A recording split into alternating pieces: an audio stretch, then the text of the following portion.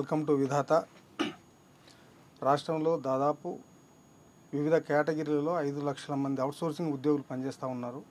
ఈ ఉద్యోగులకు జీతాలు రావడం లేదు. కొన్ని ఏజెన్సీలు నెలల తరబడి ఏడాది కాలంగా కూడా జీతాలు ఇవ్వని పరిస్థితి ఉంది. ఈ అవుట్సోర్సింగ్ వ్యవస్థలో ఉన్నటువంటి మధ్యలో ఉన్నటువంటి ఏజెన్సీనే దాదాపు 100 కోట్ల రూపాయల కమిషన్ తీసుకుంటుందనేది ఆరోపణలు. ఈ యొక్క మిడిల్ మ్యాన్ వ్యవస్థను తీసేస్తే మాకు సొంతంగా ఆ 100 కోట్ల రూపాయలు అదనపు లాభం పడుతుంది, ప్రభుత్వం మీద ఎలాంటి భారం లేకుండా అని చెప్పి అవుట్సోర్సింగ్ ఉద్యోగులు చెప్తా ఉన్నారు. వాస్తవంగా అవుట్సోర్సింగ్ వ్యవస్థ ఎట్లా వచ్చిన దాంట్లో ఈ సమస్యలు ఎట్లా ఉన్నాయి, వీటి పరిష్కారం కోసం వీళ్ళు ఏం చేయబోతూ ఉన్నారు, వీళ్ళు ప్రభుత్వం దగ్గర నుంచి ఏం కోరబోతూ ఉన్నారు అనేది మనం అడుగుదాం. ఇప్పుడు మన దగ్గర రాష్ట్ర అవుట్సోర్సింగ్ ఉద్యోగుల సంఘం జేఏసీ రాష్ట్ర చైర్మన్ పులి లక్ష్మయ్య గారు మన దగ్గర ఉన్నారు. నమస్కారం అండి. సార్ నమస్కారం సార్. లక్ష్మయ్య గారు, రాష్ట్రంలో మీ అవుట్సోర్సింగ్ ఉద్యోగులు మొత్తం ఎంతమంది ఉన్నారు, వీళ్ళందరినీ ఎందుకు కొనసాగించాలని మీరు కోరుకుంటున్నారు? సార్, ముందుగా విధాత ఛానల్ వారికి రాష్ట్రంలో పనిచేస్తున్నటువంటి సుమారుగా 4-5 లక్షల మంది అవుట్సోర్సింగ్ ఉద్యోగస్తులందరి తరఫున సార్ ప్రత్యేకంగా ధన్యవాదాలు తెలియజేస్తున్నాం సార్. Thank you. ఎందుకంటే సార్, మేము ఈ గత 1 మంత్ నుంచి చూస్తూ ఉన్నాం సార్. మన పేపర్లో అసలు ఈ వ్యవస్థ ఏంటిది, ఎంతమంది ఉద్యోగాలు పోతూ ఉన్నాయి, ఎందుకు పోతూ ఉన్నాయి, ఈరోజు కూడా మీరు ఒక మంచి ఆర్టికల్ రాశారు సార్. ఈ వ్యవస్థ మీద ఎంత జీతం వస్తుంది, అసలు ఏజెన్సీలకు ఎంత పోతా ఉన్నది కూడా ఇవాళ రాశారు సార్ మీరు. ఆ చిన్న వివరణ కూడా మీకు మళ్ళీ ఒకసారి మా ద్వారా ఇస్తున్నాం సార్. ఈ అవుట్సోర్సింగ్ వ్యవస్థనే సార్ ఈరోజు తెలంగాణ రాష్ట్రంలో పనిచేస్తున్నటువంటి అన్ని రకాల ఉద్యోగస్తుల కంటే కూడా వెన్నుముక ఉన్నాం సార్. ఈరోజు మేము ఇవాళ గ్రామంలో గ్రామ స్థాయి నుంచి మొదలు పెడితే రాష్ట్ర స్థాయి సచివాలయం వరకు కానీ, అసెంబ్లీ కానీ, మార్కెట్ కానీ, ఎక్కడ హాస్పిటల్ ఈఎస్ఐ కావచ్చు, ఏ డిపార్ట్మెంట్లో తీసుకున్నా కూడా అత్యధికంగా పనిచేసేది మా అవుట్సోర్సింగ్ ఉద్యోగస్తులం. ఈరోజు ఉమ్మడి ఆంధ్రప్రదేశ్లో కావచ్చు, తెలంగాణ ఉద్యమంలో కూడా ఉద్యమ నేత కేసీఆర్ కూడా మేము అధికారంలోకి వస్తే కూడా ఒకే ఒక సంతకంతో ఈ వ్యవస్థను రద్దు చేసి మీ అందరినీ కూడా 100% రెగ్యులర్ చేస్తామని చెప్పారు. ఆనాటి తెలంగాణ ఉద్యమం కూడా నీళ్లు, నిధులు, నియామకాలంతో పోరాడింది. మరి మా వ్యవస్థ కూడా బాగుపడుతుందని చెప్పి మేము కూడా ఆ రోజు ఉద్యమంలో పాల్గొన్నాం. మరి ఆ రోజు ఉద్యమంలో మాకు అన్యాయం జరిగింది, గత ఉమ్మడి ఆంధ్రప్రదేశ్లో అన్యాయం జరిగింది, మరి 14 సంవత్సరాలలో పూర్తి స్థలం మాకు అన్యాయం జరిగింది సార్. అయితే ఈ గత ఉన్నటువంటి 14 సంవత్సరాలలో మీకు జరిగిన అన్యాయం ఏంటి? అంటే మీరు నియామకం అయ్యేటప్పుడు ఏ బేస్లో నియామకం అయ్యారు, మీకు జరిగిన అన్యాయం ఏంటి? సార్, వాస్తవానికి ఈ నియామకం అనేది పూర్తి స్థాయిలో గవర్నమెంట్ ఒక వర్క్ ఉన్నప్పుడు అవుట్సోర్సింగ్ వాళ్ళని ఏజెన్సీ విధానం ఒకటి తీసుకొని ఏజెన్సీ ద్వారా రిక్రూట్మెంట్ జరుగుతుంది సార్. ఈ జరుగుతున్న క్రమంలో ఏం చేస్తామనంటే ఏజెన్సీలు ఇదే అనుదిగా చూసుకొని ఒకప్పుడు ఇదే చట్టం తీసుకొచ్చినప్పుడు ఏంటంటే రూల్ ఆఫ్ రిజర్వేషన్ పాటించేవారు. 100% గౌరవ కలెక్టర్ గారి చేత, చైర్మన్ చేత రిక్రూట్మెంట్ జరిగేది. కానీ గత 10 సంవత్సరాలు ఇటువంటివన్నీ తుంగలో దొక్కేసి నిరుద్యోగులను ఆశగా చేసుకొని 2 లక్షలకు 3 లక్షల రూపాయలకు ఇలా కొన్ని వందల మందిని రిక్రూట్మెంట్ జరిగింది గత 10 సంవత్సరాల్లో. ఒక చట్టబద్ధత లేకుండా జరిగింది. ఎవరు తీసుకుని 2 లక్షలు 3 లక్షలు? ఈ 2 లక్షలు 3 లక్షలు ఏజెన్సీలు తీసుకున్నారు సార్. ఎక్కడ జిల్లాలో చూసినా కూడా ఇలా ఒక ఉద్యోగం పడ్డది, ఇలా ఇక్కడ పలానా దగ్గర ఒక 100 పోస్టులు ఆర్థిక శాఖ మనకు ఇవ్వాలని తీసుకుంది. ఈ 100 పోస్టులని ఆశ చూపించే ఏజెన్సీ వాళ్ళు నిరుద్యోగులను 2 లక్షలు 3 లక్షల రూపాయలు అమ్ముకొని కోట్లాది రూపాయలు ఇలా అధికారుల చేతులకు, ఏజెన్సీల చేతులకు, మన ఎమ్మెల్యేల వీళ్ళ చేతులకు అది పోయినాయి సార్. ఇవాళ ప్రజాప్రతినిధుల చేతులకు పోయినాయి. ఏ గవర్నమెంట్లో? గత 10 సంవత్సరాలు అయితే ఉమ్మడిగా అన్ని మెడికల్ కాలేజీలు అయితే పూర్తి స్థాయిలో ఇదే జరిగింది. మున్సిపాలిటీలలో ఇదే జరిగింది. ప్రతి డిపార్ట్మెంట్లో కూడా ఇవాళ అనుకున్న సంఖ్య కంటే కూడా ఎక్కువ సంఖ్య మాది ఉన్నది. ఇవాళ ఇంకొకటి సార్, అసలు ఎంతమంది ఉన్న డేటా కూడా లేదు ఇప్పటి వరకు ప్రభుత్వం దగ్గర. ఈ సమస్య మీదనే మేము గత ప్రభుత్వానికి ఎన్ని వినతులు ఇచ్చినా కూడా వాటి పక్కన పెట్టారు. ఇప్పుడున్న ప్రజాప్రభుత్వానికి మేము ఏదైతే 1.5 year నుంచి మా పోరాటం చేస్తూ ఉన్నామో మా పోరాటం దగ్గరకు వచ్చిందని చెప్పి మేము భావిస్తూ ఉన్నాం సార్. అంటే మీ ప్రధానమైనటువంటి డిమాండ్ ఏంటిది? మీరు కోరుకునే డిమాండ్ అంటే పర్మనెంట్ చేయాలని కోరుకుంటురా, లేకపోతే ఇట్లా కొనసాగించాలని కోరుకుంటురా? ఏం చేస్తే మీకు ఉపయోగపడుద్ది అనేది? సార్, అవుట్సోర్సింగ్ ఉద్యోగస్తులకు 100% పర్మనెంట్ అనేది అసలు మేము మోసపూరితమైన మాటలే సార్. మేము ఆల్రెడీ మేము 10 ఏళ్ళ నుంచి చేస్తూనే ఉన్నాం, మా ఆయనకు 20 ఏళ్ళ నుంచి చేస్తున్నారు, ఇంకా కొంతమంది రిటైర్డ్ కూడా అయితేనే ఉన్నారు. మాకు సంఘాలు చెప్పినాయి, అన్ని సంఘాలు చెప్పినాయి, ఈ ఏజెన్సీలు చెప్పినాయి, అన్నీ చెప్పినాయి సార్. అది మేము భవిష్యత్తులో కూడా ఇప్పుడైతే కోరుకునే పరిస్థితి లేదు. మేము కోరుకునేది ఒకటే సార్, ఈరోజు చాలా రాష్ట్రాల్లో ఇప్పుడు ఇవాళ పక్కన ఆంధ్రప్రదేశ్లో అమలైంది, ఉత్తరప్రదేశ్లో అమలవుతుంది, ఢిల్లీలో కూడా ఇప్పుడు అనౌన్స్ చేయబోతా ఉన్నారు.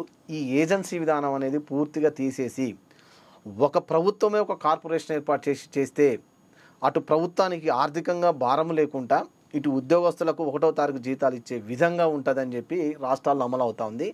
మేము వాటిని చూసిన తర్వాతనే ఇక్కడ కూడా ఈ ప్రజాప్రభుత్వాన్ని కూడా మేము చెప్పింది ఒకటే, ఏజెన్సీ విధానం తీసేసి ఒక కార్పొరేషన్ ఏర్పాటు చేయండి సార్. ఈ కార్పొరేషన్ ఏర్పాటు చేయడం వల్ల అసలు మన సంఖ్యాబలం అసలు ఎంతమంది అవుట్సోర్సింగ్ ఉన్నారు ఈ రాష్ట్రంలో, వీళ్ళందరినీ ఒక గొడుగు కింద తీసుకొస్తే ఒకటి మనకు సంఖ్యాబలం తెలుస్తుంది. 2 ఈరోజు చాలా డిపార్ట్మెంట్ ఏమైనా రెగ్యులర్ వాళ్ళు వస్తారని చెప్పి ఉన్న వాళ్ళని తీసేయడం జరుగుతూ ఉంది. ఇది నిజానికి ఇది కూడా జరగకుండా ఏమైతే సార్ ఆ కార్పొరేషన్ అంటే ఉద్యోగ భద్రత వస్తుంది. ఫర్ ఎగ్జాంపుల్ ఒక డిపార్ట్మెంట్లో ఒక 50 మంది వచ్చారనుకో, ఈ 50 మంది ఆ డిపార్ట్మెంట్ వాళ్ళని తీసుకొని ఇంకా స్ట్రెంత్ తక్కువ ఉన్న డిపార్ట్మెంట్కి ఇక్కడ నుంచి వాళ్ళని ట్రాన్స్ఫర్ చేయగలుగుతాం మనం. అంటే వాళ్ళకి ఒక ఉద్యోగ భద్రత ఇవ్వగలుగుతాం మన ఈ కార్పొరేషన్ ద్వారా. ఇవాళ పెండింగ్ ఇందా మీరు అన్నారు సార్, పెండింగ్ శాలరీస్ ఉన్నాయి చాలా డిపార్ట్మెంట్లో 3 నెలలు 6 నెలలు ఉన్నాయి సార్. ఇవి కూడా 100% కార్పొరేషన్స్ వస్తే మాకు నమ్మకం ఏంటంటే పక్కన రాష్ట్రాలు 1వ తారీఖు సాయంత్రం లేదా 2వ తారీఖు జీతాలు వస్తూ ఉన్నాయి. ఇవాళ స్టిల్ నౌ ఇవాళ వద్దన్న తెలంగాణ వద్దన్నటువంటి ఆంధ్రప్రదేశ్లో మా ముందే 1వ తారీఖు సాయంత్రం 2వ తారీఖు జీతాలు తీసుకుంటారు. మరి మాకు ఇవాళ జీతాలు కూడా అదే కావాలని కోరుకుంటాం. అందుకే మేము దీన్ని స్ట్రాంగ్గా మేము ప్రభుత్వాన్ని ప్రతిపాదన చేసినాం సార్. అంటే అవుట్సోర్సింగ్ ఉద్యోగులు అంటేనే ప్రభుత్వ ఉద్యోగులు కాదు. ప్రభుత్వం కొంతమంది ఏజెన్సీని మా దగ్గర ఈ వర్క్ ఉంది, ఈ వర్క్ కోసం పెట్టుకుంటుంది. కానీ ఇక్కడ మీరు ఏళ్ల తరబడి కొనసాగిస్తూ ఒకే ప్లేస్లో ఉద్యోగం చేస్తూ ఉన్నారు. కంప్యూటర్ ఆపరేటర్లు కావచ్చు, స్వీపింగ్ వర్కర్స్గా కావచ్చు, లేకపోతే డ్రైవర్లుగా కావచ్చు, ఇంకొకటి వేరియస్ డిపార్ట్మెంట్లలో పారామెడికల్ సిబ్బంది కావచ్చు, కంటిన్యూగా చేస్తాను. మీరు పూర్తి స్థాయిలో అంటే ఏదైతే జాబ్ నేచర్ ఉద్యోగం చేస్తున్నారా, లేదు తాత్కాలిక పని కోసం ఏజెన్సీలు పంపిస్తే వచ్చి గవర్నమెంట్లో చేస్తున్నారా? వాస్తవం ఎట్లా జరుగుతుంది మీ వర్క్ ఎట్లా జరుగుతుంది? అసలు వాస్తవానికి ఈ గవర్నమెంట్ పెట్టిన ప్రతిపాదన అనేది కూడా అసలు 100% గత 2006లో స్టార్ట్ అయింది సార్. ఈ ప్రతిపాదనే రాంగ్ ప్రతిపాదన. ఒకప్పుడు ఏంటంటే సార్ వాస్తవానికి రెగ్యులర్ ఉద్యోగస్తులు కాంట్రాక్ట్ వాళ్ళు ఉండేది. ఎప్పుడైతే రెగ్యులర్ అనే గొడవ వచ్చిందో తర్వాత దీన్ని అవుట్సోర్సింగ్ విధానాన్ని మార్చారు. మళ్ళీ ఈ వ్యవస్థలో మేము ఏమంటున్నాం సార్, ఈ వ్యవస్థ అనేది ఇప్పుడు మేము ఒక తెలంగాణ బిడ్డగా 10 ఏళ్ల నుంచి నా యొక్క శ్రమ దోపిడీ జరుగుతుంది సార్ అంటున్నాను. ఏ ప్రభుత్వమైనా కావచ్చు. అది ఇక్కడ ఉన్నటువంటి ఈ వ్యవస్థని మీరు తీసేయండి అని మేమే అడుగుతా ఉన్నాం. ఎందుకంటే సార్ ఇక నేను నష్టపోయినా, నా ముందు తరం నష్టపోయింది, మళ్ళీ రాబోయే తరం నష్టపోతా ఉన్నా. అంటే ప్రభుత్వాలే దగ్గర ఉండి శ్రమ దోపిడీ ఆర్థిక దోపిడీ చేస్తే ఇలా మరి ఈ తెలంగాణ రాష్ట్రంలో పుట్టినటువంటి మేమైనా కావచ్చు ఎవరైనా మరి మేము ప్రభుత్వాన్ని అడుక్కునేది కూడా ఒకటే అడుగుతున్నాం మేము కూడా. అందుకే ఈ దోపిడీని అరికట్టండి, శ్రమ దోపిడీని బంద్ చేయండి సార్ ఎవరికైనా కానీ. ఇది ఇవాళ మాతోనే ఈ వ్యవస్థను అంతం చేయండి. ఈ వ్యవస్థ అవుట్సోర్సింగ్ వ్యవస్థని ఇంకా మాతోనే అంతం చేయండి. ఇలా మాకు 40-45 ఏళ్ళు వచ్చినాయి, మాకు చిన్న పిల్లలు వచ్చారు. ఇలా మీరు ఈ వ్యవస్థ ప్రభుత్వమే ఈ వ్యవస్థను పుట్టించకపోతే మేము నిజానికి ఏ ఫ్యాక్టరీలో పనిచేసామో లేకపోతే ఏ గవర్నమెంట్ ఇలా 10 సంవత్సరాలు రిక్రూట్మెంట్ లేకని ఇలా ఈ వ్యవస్థ ఇంకా ఎక్కువ తయారైంది. ఈ వ్యవస్థ అంటే రెగ్యులర్ రిక్రూట్మెంట్ ఇవ్వండి. ఇప్పటి నుంచైనా రెగ్యులర్ రిక్రూట్మెంట్లే జరగండి. ఇలాంటి వ్యవస్థ తప్పుడున్నట్టు వ్యవస్థని ప్రభుత్వం చట్టబద్ధత కల్పించి ఈ వ్యవస్థను ఆపగలిగితే రాబోయే తరానికైనా కూడా ఒక దిక్చూచి అవుతుందని చెప్పి మేము పోరాటం చేస్తూ ఉన్నాం సార్. అవుట్సోర్సింగ్ ఇప్పటి నుంచి ఉద్యోగస్తులు తీసుకోవద్దు అనేది మీరు చెప్పబోతున్నారు. 100% సార్. ఒకవేళ మీరు నిజంగా చేయాలి అనుకుంటే ఒక దానికైనా ఒక చట్టబద్ధతతోని ఒక పారదర్శకంతో SC ST BC రిజర్వేషన్ మీరు నిజంగా జెన్యూన్ పాటిస్తుంటూ ఏం జరగాలో అవి చేస్తే నిజానికి అది ఒకరు మీరు తీసుకోవాల్సిన పరిస్థితి వస్తే ఒక 5 ఏళ్ళు 10 ఏళ్ళు మళ్ళీ బంద్ చేయదు సార్. నిజంగా రిటైర్మెంట్ దాకా అవసరం ఉంటేనే తీసుకోండి, లేదంటే ఇవ్వమాకండి. రెగ్యులర్ నోటిఫికేషన్ ఇవ్వండి. ఎవరు ఇంట్రెస్ట్ ఉన్న వాళ్ళు చదువుకుంటారు, నిజంగా జాబ్ రాని వాళ్ళు పక్క క్లబ్కి వెళ్తారు. ఇవాళ మీరు కార్పొరేషన్ కావాలంటున్నారు, మీరు ఒక ఏజెన్సీ ఎంప్లాయీస్. మీరు ఏజెన్సీ వద్దనుకుంటే మీరు వద్దనుకుంటే ఏజెన్సీ చెప్పేస్తారు, తీసేస్తారు. మీరు గవర్నమెంట్కి సంబంధమే లేదు కదా, మీకోసం కార్పొరేషన్ ఎందుకు ఏర్పాటు చేయాలి అని మీరు అడుగుతున్నారు. అదే సార్, ఇప్పుడు ఇందాక చెప్పిన పాయింట్ కూడా అదే సార్. ప్రభుత్వాలే ఇట్లా దోపిడీ గురి చేస్తే మేము కూడా చెప్తున్నాం సార్. మేము తెలంగాణ బిడ్డగా నేను 10 ఉద్యమంలో పాల్గొన్నాం. మేము తెలంగాణలో పాల్గొన్న వాళ్ళం. మరి ఆ రోజు ఈ యొక్క ప్రభుత్వాలను శాసించేదే ప్రజాప్రతినిధులు అధికారులు. ఈ ప్రజాప్రతినిధులు అధికారే ప్రైవేట్ చట్టాలకు పోతే ఏం చెప్తావు సార్, ప్రైవేటు ఒక ఫ్యాక్టరీడు 8 గంటల పని చేయట్లేదు, పలానాకి సరిగా రావట్లేదు అని చెప్పి మీరే ప్రభుత్వాలకు ప్రైవేట్ సంస్థలకే మీరే చట్టాలను తీసుకొస్తారు. కానీ గవర్నమెంట్లో నడుస్తుంది సార్. ఇది మేము అంటున్నాం, గవర్నమెంట్లో నడుస్తుంది. ఈ వెట్టి చాకిరీ అనేది గవర్నమెంట్లో నడుస్తుంది. ఈ గవర్నమెంట్ నడుస్తున్న వెట్టి చాకిరీ మన ప్రభుత్వాల నుంచే మొదలు పెడదాము, ప్రైవేట్ సంస్థల తరఫు కాకుండా మన దగ్గర నుంచే మొదలు పెడదాం అని చెప్పి మేము కోరుకుంటున్నాం ప్రభుత్వాన్ని. వెట్టి చాకిరీ అంటే 8 గంటలు కాదు సార్, 10-12 గంటలు కూడా ఉద్యోగస్తులు అవుట్సోర్సింగ్ వస్తువులు పని చేయాల్సి వస్తుంది అధికారుల చేత. ఎందుకంటే ఈ రోజు ఒక అధికారి ఒక పని చెప్పినా చేయకపోయినా, ఒక ఏజెన్సీ వాడు మనకు ఏదని చెప్పినా చేయకపోయినా 100% రోడ్డు మీద పడేస్తున్నాయి ఉద్యోగాలు. 10 ఏళ్ళు చేసిండు, 5 ఏళ్ళు పని చేసిండు అనేది చూడట్లేదు. ఇమ్మీడియట్గా ఈ రోజు వద్దన్నాడు, ఒక అధికారి కోపం వచ్చింది, వ్యవస్థకు లేదా ఒక ఏజెన్సీ అని కోపం వచ్చింది అనుకో సార్, ఆన్ ద స్పాట్గా రేపటి నుంచి ఉద్యోగం వద్దంటున్నాడు. మరి ఈ ఈ కొట్లాట తీసుకున్న తెలంగాణనే కావచ్చు, లేదా ఒక భారతదేశంలో పుట్టిన మేము బిడ్డలని అడుగుతున్నాం. మా రక్తాన్ని మమ్మల్ని కూడా ఇట్లా చేయొద్దని అడుగుతా ఉన్నాం మేము. మా ఫ్యామిలీలు కూడా ఖరాబ్ అవుతున్నాయి దీంట్లో ఈ వ్యవస్థకు తీసుకొచ్చి. అందుకే ఒక చట్టబద్ధత ఇప్పుడు ఎన్నో రాజ్యాంగాలు మీకు మార్చుకుంటున్నాం ఒక సార్. కార్మిక చట్టాలు అనేది ఇంప్లిమెంటేషన్ అవుట్ సోర్సింగ్ ఉద్యోగులు కార్మిక చట్టాలు అనేది ఉండవా, వర్తించవా? అంటే అట్లా అతీతంగా ఏమైనా ఉందా? 100% ఉంది సార్. కొన్ని దగ్గరకు వచ్చేసరికి వర్తిస్తున్నాయి, కొన్ని దగ్గరకు వచ్చేసరికి ఇప్పుడు మున్సిపల్ డిపార్ట్మెంట్లు, గ్రామ పంచాయతీలు ఇప్పుడు కొన్నింటికి వచ్చేసరికి ఏమో కార్మిక చట్టాలు అమలు అవుతా ఉన్నాయి. ఈ డిపార్ట్మెంట్కి వచ్చేసరికి ఎక్కడ కూడా కార్మిక చట్టం అనేది అమలే లేదు సార్ మాకు. అసలు ఎక్కడ కార్మిక చట్టం అని అనుభవం లేదు. ఆ డ్యూటీ టైమింగ్స్ అనేది ఏముండదు, ఎనీ టైం ఉంటుంది, ఎప్పుడు రమ్మంటే అప్పుడు వెళ్ళాల్సిందే. ఒక అవుట్ సోర్సింగ్ ఉద్యోగస్తులకు సంవత్సరానికి 15 సెలవులు అంటే ఒక రెగ్యులర్ ఉద్యోగస్తుడితోనే పనిచేస్తూ ఉన్నాం మనము. వాళ్ళ జీతాల భత్యాలు చూసుకుంటే ఒక 2-3 లక్షల రూపాయలు ఉంటాయి, వాళ్ళ ఎలవెన్స్లు ఏ విధంగా చూసినా ఓకే.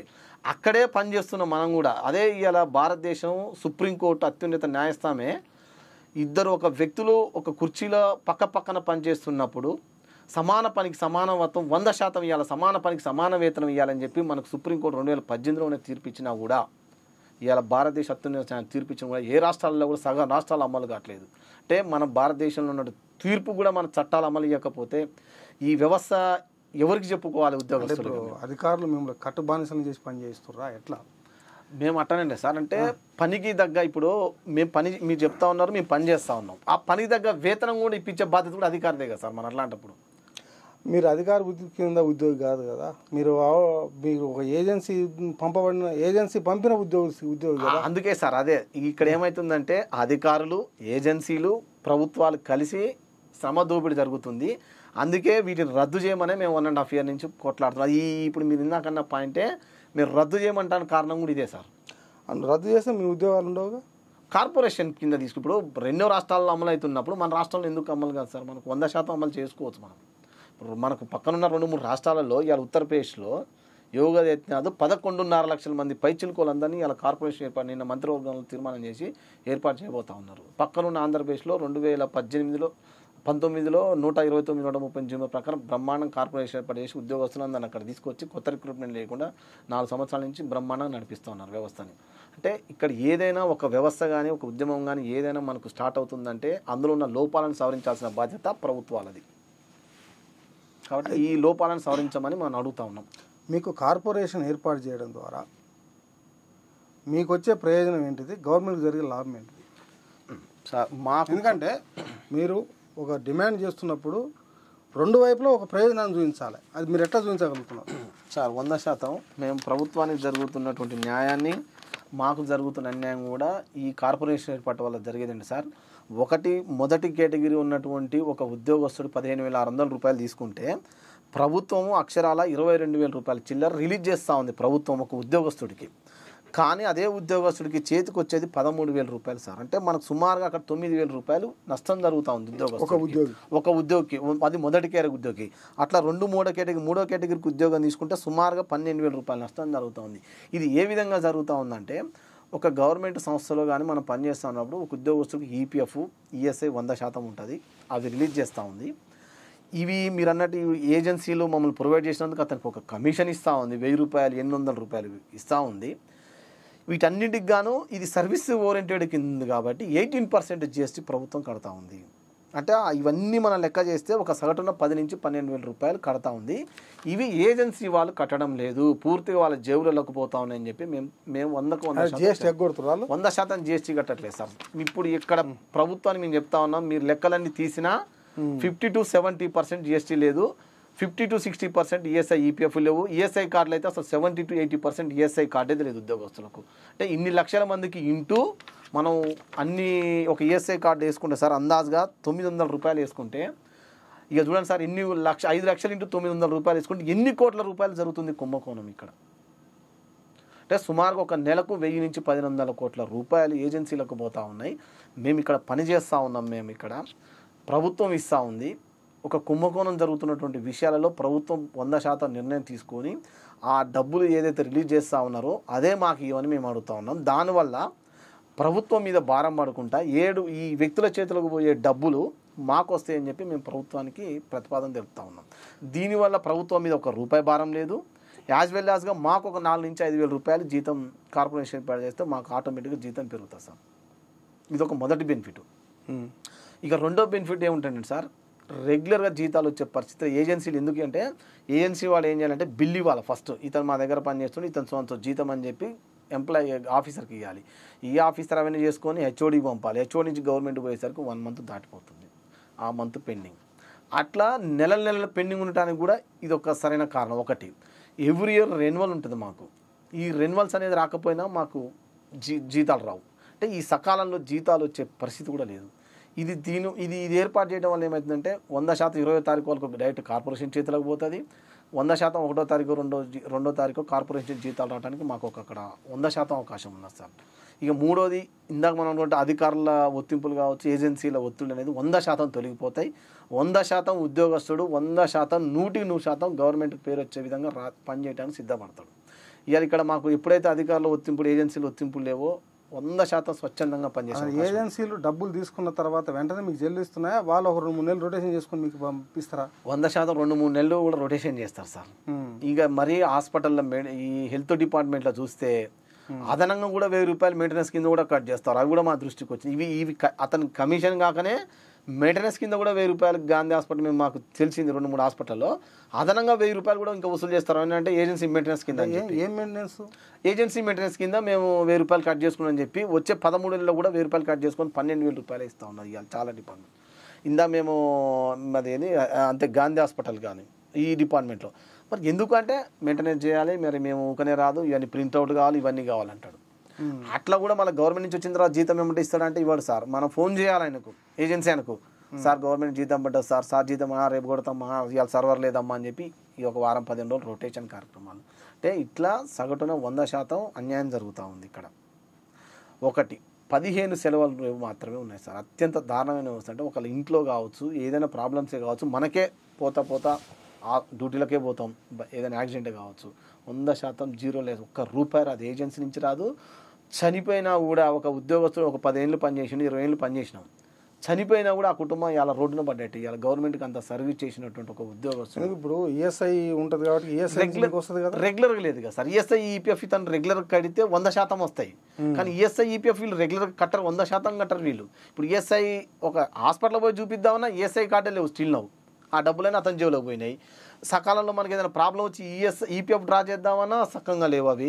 యాక్చువల్గా వాళ్ళు రెగ్యులర్గా కడితే ఈపీఎఫ్ వడ్డీ 80% ఎవ్రీ మంత్ మనకు కలుస్తుంది అక్కడ, అది లేవు.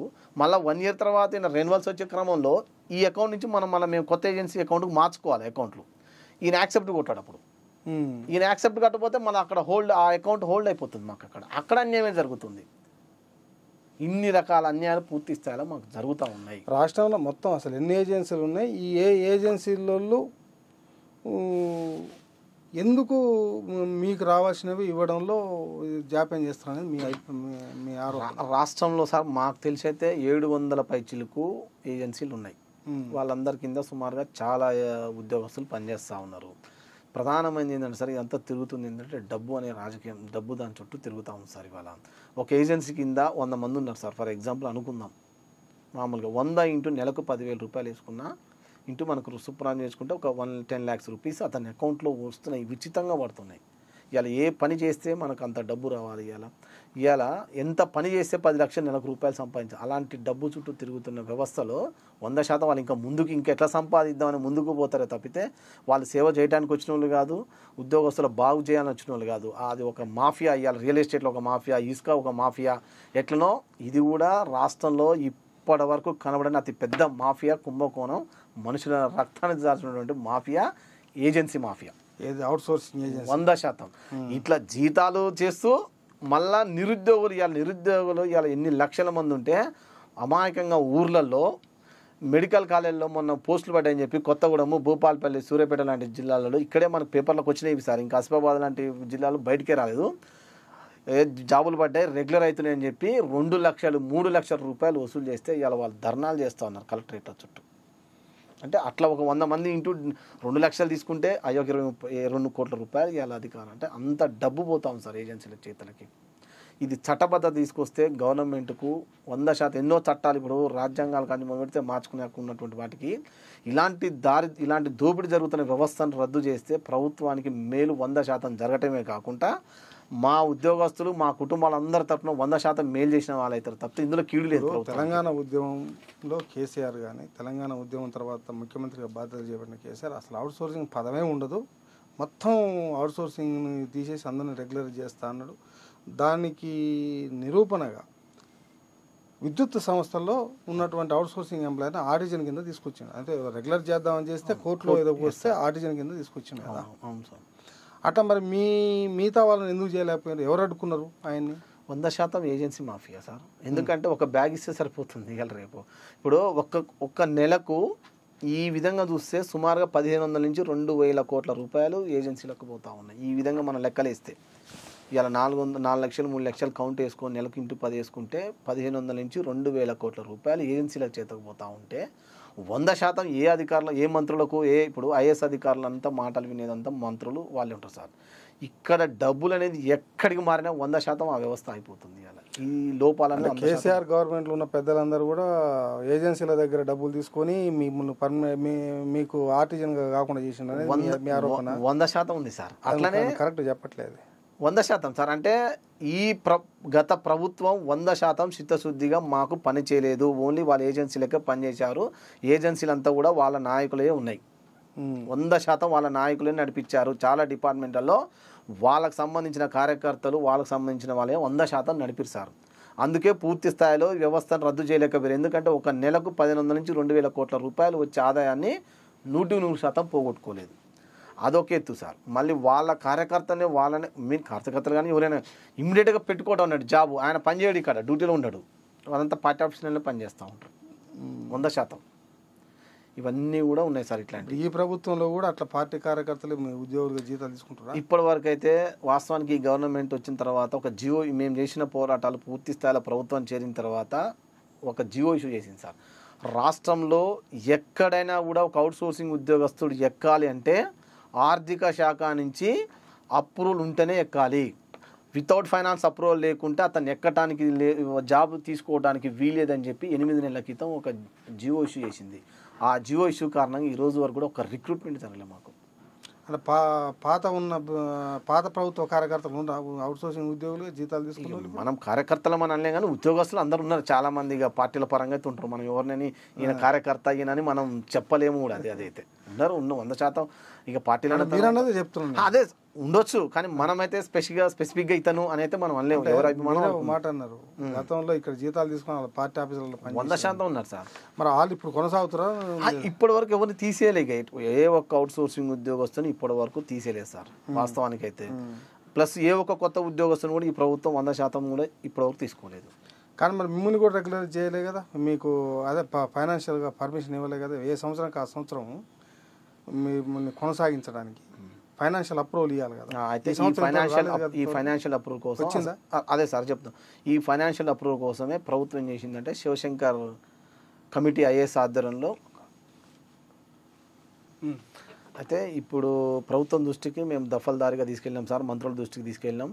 దీని మీద ఒక ఐఏఎస్ శివశంకర్ సార్ కమిటీ ఆధ్వర్యంలో రఘునందన్ సారు ఈవి నాగేశ్వరరావు సార్ కమిటీ వేసడం జరిగింది. ఈ కమిటీని ఇప్పుడు 1 మంత్లో రిపోర్ట్ ఇవ్వమని జరిగింది ప్రభుత్వం. అసలు ఇది ఏంటి వ్యవస్థ ఏంది, వీళ్ళని ఏం చేస్తే బాగుంటుంది, వీళ్ళ వ్యవస్థ ఎట్లాంటి తీసుకొద్దాం, కార్పొరేషన్ చేద్దామా, ఇంకా మెరుగైన ఉన్నాయా, అసలు ఈ వ్యవస్థను ఎంతతో ముగింపు పాలకాలని చెప్పి దాని మీద కమిటీ వేసింది సార్. ఆ కమిటీ రిపోర్ట్ ఇచ్చిన తర్వాత ప్రభుత్వం ఒక నిర్ణయం తీసుకునే అవకాశం ఉంది. అది మేము 100% సానుకూలంగా వస్తానే భావిస్తూ ఉన్నాం సార్. ఇంతవరకు గతంలో ఎప్పుడూ లేదు ఈ విధంగా ఒక అవుట్ సోర్సింగ్ వ్యవస్థ మీద ఒక కమిటీ వేయడం అనేది ఇది ఫస్ట్ టైం. అలాగే ఎప్పుడు కూడా ఒక అవుట్ సోర్సింగ్ ఉద్యోగస్తుని తీసుకోవద్దు, ఫైనాన్స్ అప్రూవల్ లేకుండా రావడం కూడా ఇదే ఫస్ట్ టైం. ఇవి 2 జరిగినాయి సార్ ఇప్పటివరకు మాకు. అయితే ఇప్పుడు సెక్రటరియట్లో కొంతమందిని, కమర్షియల్ ట్యాక్స్లో కొంతమందిని, ఇంకా వేరే కొన్ని డిపార్ట్మెంట్లో ఇప్పుడు కొంతమందిని రావద్దు అని చెప్పారనేది ఒకటి ప్రచారం జరుగుతుంది. ఉద్యోగులు తీసేశారు అంటే పర్మనెంట్ ఉద్యోగులు నియామకం జరుగుతుంది కనుక వీళ్ళకు ప్లేస్ లేదు కాబట్టి వీళ్ళని తీసేశారని జరుగుతుంది. ఇది ఎంతవరకు నిజం? తీసేశారా, ఉంచారా లేదా? ఇప్పటికైతే సార్ అయితే అఫీషియల్గా అయితే జెన్యున్గా అయితే అధికారులు చెప్పడమే తప్పితే జెన్యున్గా గవర్నమెంట్ పరంగా ఎటువంటి పేపర్ రాలేదు సార్ ఇప్పటి వరకు కూడా, ఈ రోజు వరకు కూడా. అధికారులు అయితే వద్దని చెప్పిరా? అధికారులు అదే నేను అందుగా సార్, ఏజెన్సీలు అధికారుల ఒత్తిడితో ఇవన్నీ ఇప్పుడుగా సార్, గత ఈ 10-15 ఏళ్ళ నుంచి జరుగుతూనే ఉన్నాయి సార్. ఇప్పుడు మొన్న హార్టికల్చర్ డిపార్ట్మెంట్లో ఎన్నో సంవత్సరాలు పనిచేసిన గత ప్రభుత్వంలో 300 చిల్లర మందిని ఎట్ ఏ టైం రాత్రి తీసేశారు. ఎట్ ఏ టైం వద్దని అన్నారు. ఇప్పుడు అట్లా ఎప్పుడైనా జరిగేటువంటి సంఘటనలు ఉన్నాయి అవన్నీ కూడా. అందుకే మేమేమన్నామంటే ఈ వ్యవస్థను తీసుకురామని కూడా మేము ఇంత బలంగా కొట్లాడుతున్నాం. ఎందుకంటే సార్ ఇవాళ 15 ఏళ్ళు 20 ఏళ్ళు పనిచేస్తూ ఉన్నాం కదా సార్. రాత్రి ఇప్పుడు మీరు ఇందాక అన్నట్టు వాళ్ళని తీసే వాళ్ళ ఒక్కొక్కరు 15 నుంచి పనిచేస్తూ ఉన్నారు. ఇప్పటికైతే వాళ్ళకి ఎటువంటి పేపర్ ఇవ్వలేదు. మేమైతే ప్రభుత్వానికి అయితే ఏ ఒక్క అవుట్సోర్సింగ్ ఉద్యోగస్తులకు 100% తీయకుండానే ఒక వ్యవస్థని చట్టబద్ధత తీసుకురమ్మని చెప్పి మేము కమిటీకి రిపోర్ట్ ఇచ్చినాం. గౌరవ ముఖ్యమంత్రిగా మన మంత్రులందరూ కూడా మా పరంగా అయితే మేము ఇచ్చినాం సార్. కాంగ్రెస్ ప్రభుత్వం మీకు అవుట్సోర్సింగ్ ఉద్యోగుల్ని తీసేయము, కొనసాగిస్తాము అని చెప్పి మీకేమైనా ఆదేశాలు కానీ లేకపోతే హామీ కానీ ఏమైనా ఇచ్చారా? మేము మంత్రులందరూ ఇప్పటివరకు మేము కలిసిన మంత్రులని కానీ సార్, వాళ్ళు చెప్పింది ఏంటంటే 100% అవుట్సోర్సింగ్ ఉద్యోగస్తులకు 100% అయితే న్యాయం తొందరలోనే చాలా దగ్గరలోనే జరిగిద్దని హామీ ఇవ్వటం అయితే జరిగింది. ఈ కమిటీ రిపోర్ట్ వచ్చేంత వరకు సార్ పూర్తి స్థాయిలో ఏం చెప్పని, కమిటీ రిపోర్ట్ వచ్చిన తర్వాత ప్రభుత్వం నిర్ణయం తీసుకుంటుంది అనేది మాకున్న సమాచారం. కార్పొరేషన్ మీద మిమ్మల్ని కొనసాగించారు పూర్తిగా అసలు ఏ వ్యవస్థ మీదైనా కానీ మాకున్న సమాచారం మేరకు అయితే ఏ ఉద్యోగస్తుడికి అన్యాయం జరగకుండా కార్పొరేషన్ ఏర్పడటానికే ప్రభుత్వం ముందుకు వెళ్తుంది అనేది మాకున్న అత్యంత సమాచారం. మనం ఈ మధ్య కూడా అన్ని రకరకాల పేపర్లు కూడా చూస్తూ ఉన్నాం. మేము కూడా రెగ్యులర్ కలుస్తాను. నిన్న కూడా సార్ని ముగ్గురు ఐఏఎస్లతో నిన్న కమిటీ వేయడం కూడా జరిగింది. మేము నిన్న నవీన్ మిట్టల్ సార్ని కూడా నిన్న కూడా కలిసి మా రిప్రజెంటేషన్ ఇస్తే కూడా సారు చాలా దాన్ని మంచి స్వీకరించడం కూడా జరిగింది. నేను 100% ప్రభుత్వాన్ని కూడా ఇది సిఫార్సు చేస్తాను కూడా నిన్న సాయంత్రం కూడా చెప్పడం కూడా జరిగింది. కాబట్టి మీరు అన్నట్టు దాని మీద తెర ఒక 1 మంత్లో మొత్తం 1-2 మంత్స్లో తెరబడబోతుంది సార్ ఈ వ్యవస్థ మీద పూర్తి స్థాయిలో.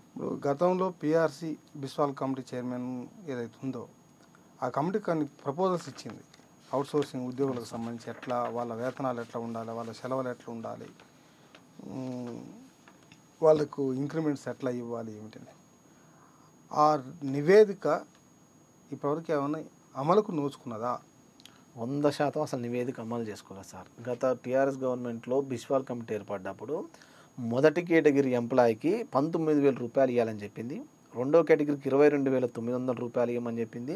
మూడో కేటగిరీకి 31,000 రూపాయలు ఇవ్వాలని చెప్పి బిస్వాల్ కమిటీ ఇచ్చింది. కానీ ఆ బిస్వాల్ కమిటీని 100% తుంగలో దొక్కి 19,000 ఉన్న ఆయనకు 15,500 రూపాయలు చేసింది సార్ గత ప్రభుత్వం. 30% ఇచ్చింది. ఇక 1,00,000 రూపాయలు ఉన్న వాళ్ళకి 30% ఇస్తే 30,000 పెరిగినాయి. మరి మేము 9,500 10,000 ఉన్న వాళ్ళకు 30% ఇస్తే 3,000 పెరిగినాయి. మరి అప్పటి నుంచి అదే జీతంతో ఇప్పటి కూడా అదే జీతం స్టీల్లో పనిచేస్తూ ఉన్నాం సార్. ఇవాళ రెగ్యులర్ ఉద్యోగులకు అన్ని రకాల హక్కులు ఉన్నాయి.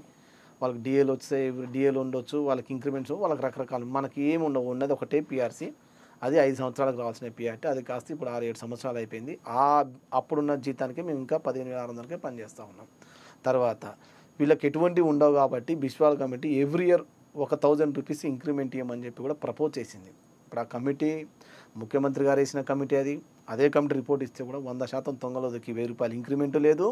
కనీసం వాళ్ళు సిఫార్సు చేసిన 19,000 రూపాయలు మొదటి కేటగిరీ జీతం కూడా లేకుండా 15,600 రూపాయలు ఇచ్చి అక్కడ కూడా మమ్మల్ని ఆర్థికంగా నష్టం జరిగే విధంగా జరిగింది మాకు. మరి ఇప్పటికైనా ఇప్పుడున్న కమిటీలైనా 100% ప్రభుత్వానికి మంచి రిపోర్ట్ ఇచ్చి ఆ రిపోర్టుని గత ప్రభుత్వంలా కాకుండా ఈ ప్రభుత్వం ఆ రిపోర్ట్ ఏదో జెన్యూన్ రిపోర్ట్ ఉందో దాన్ని అమలు చేస్తారని చెప్పి మేము ఆశిస్తూ ఉన్నాం. Thank you. రాష్ట్రంలో ఉన్నటువంటి అవుట్సోర్సింగ్ ఉద్యోగుల వేతనని మన లక్ష్మయ్య గారు వివరించారు. ఈ ఉద్యోగుల సమస్యలు మొత్తం కూడా పరిష్కారం కావాలని, మిడిల్ మ్యాన్ లేకుండా వీళ్ళ యొక్క జీతాన్ని దళారీలు దోచుకోకుండా ఆ 1,000 కోట్ల రూపాయలు ఏదైతుందో ఈ ఉద్యోగులకే చెందాలని, ఆ విధంగా రేవంత్ రెడ్డి ప్రభుత్వం ఒక నిర్ణయం తీసుకుంటుందని ఆశిద్దాం. Thank you. నా పేరు క్రాంతి కుమార్, అవుట్సోర్సింగ్ ఎంప్లాయీని. ఈ గవర్నమెంట్ మాకు ఏజెన్సీ విధానాన్ని రద్దు చేసి నేరుగా గవర్నమెంట్ నుండి సాలరీస్ ఇస్తే బాగుంటుందని మేము ఆశాభావం వ్యక్తం చేస్తున్నాము. ఈ ఏజెన్సీ విధానం వల్ల మేము చాలా లాస్ అవుతున్నాము. ఫర్ మంత్ ఇప్పటికీ స్టీల్గా 9 నెలలు 8 నెలల నుండి జీతాలు లేవు. మా ఈఎస్ఐ హాస్పిటల్ అవుట్సోర్సింగ్ వాళ్ళకు డిస్పెన్సరీలో పనిచేసే వాళ్ళకు ఇప్పటిదాకా కూడా 9 నెలల నుండి జీతాలు లేవు సార్. దాదాపుగా వాళ్ళకు మొన్నట్టుండి నక్షత్ర ఏజెన్సీ ఇప్పటికి ఫోన్ చేస్తే కూడా వాళ్ళు ఫోన్ రెస్పాండ్ లేదు, కలెక్టర్ దగ్గరికి వెళ్ళండి, కలెక్టర్ దగ్గర మీరు రిన్యువల్ ఆగిపోయానని చెప్తారు. ఇప్పటికైనా వాళ్ళను జీతాలు ఇచ్చుడు, మళ్ళీ రిన్యువల్ ఇవ్వాలా లేకుంటే వాళ్ళకి ఏజెన్సీ విధానం రద్దు చేస్తారా, నేరుగా కార్పొరేషన్ ఇచ్చి వాళ్ళకి జీతాలు ఇస్తారా అని చెప్పేసి ఆశాభావం వ్యక్తం చేస్తున్నాము. రాష్ట్రంలో ప్రతి డిపార్ట్మెంట్లో కూడా వాళ్ళకు ఏ ఏజెన్సీ వాళ్ళు కూడా మామూలు ఈఎస్ఐ పిఎఫ్ కానీ వీళ్ళకి అసలే కట్టరు. మామూలుగా 1 year రిన్యువల్మెంట్ ఇస్తారు. 1 year రిన్యువల్మెంట్లో 6 month ఈఎస్ఐ పిఎఫ్ కట్టారు, 6 month తర్వాత కట్టరు. మళ్ళీ ఏం చేస్తారు ఈ ఏజెన్సీ వాళ్ళంటే, మళ్ళీ ఇయర్ రిన్యువల్ ఇచ్చేటప్పుడు వాళ్ళు వెళ్ళిపోతారు, ఇంకో పేరు పెట్టుకొని మళ్ళీ టెండర్ వేస్తారు వాళ్ళే.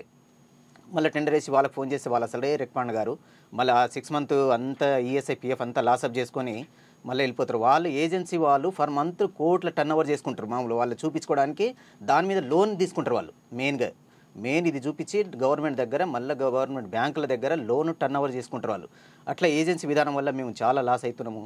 ఇప్పటికైనా ప్రజాప్రభుత్వము మా మీద దయదలిచి ఈ ఏజెన్సీ విధానం రద్దు చేసి మంచి రోజులు రావాలని కోరుకుంటాం సార్.